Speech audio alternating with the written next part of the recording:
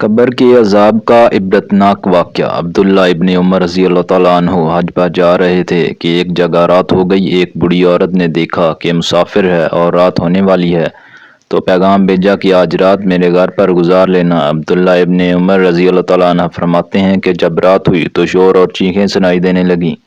میں باہر نکلا کہ شاید بوڑھی اماں کا کسی کے ساتھ جھگڑا ہو گیا ہے۔ باہر جا کے دیکھا تو کچھ بھی نہ تھا، صرف چیخیں سنائی دے رہی تھیں۔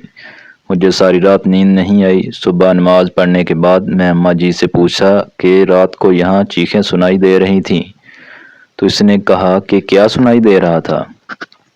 میں نے کہا کہ کوئی مشکیزے کا نام بار بار لے رہا تھا۔ اس نے کہا وہ میرا خاوند تھا، فوت ہو چکا ہے، گھر کے پیچھے قبرستان میں دفن ہے۔ میں نے پوچھا کہ یہ کیوں چیخ رہا تھا؟ تو کہنے لگی کہ ایک دفعہ ایک شخص آیا جو پیاس سے موت کے قریب تھا۔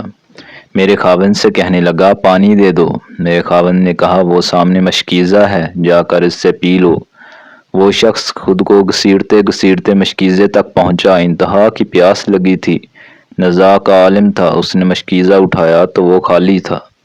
میرا خاوند ہنسنے لگا اور اس سے کہا میں تو مذاق کر رہا تھا۔ وہ شخص پیاس کی شدت سے مر گیا، اور جب میرے خاوند کا انتقال ہوا اور دفن کیا گیا، تب سے میں جو بھی اللہ والا دیکھتی ہوں تو ان سے اپنے خاوند کے لیے دعا کرواتی ہوں۔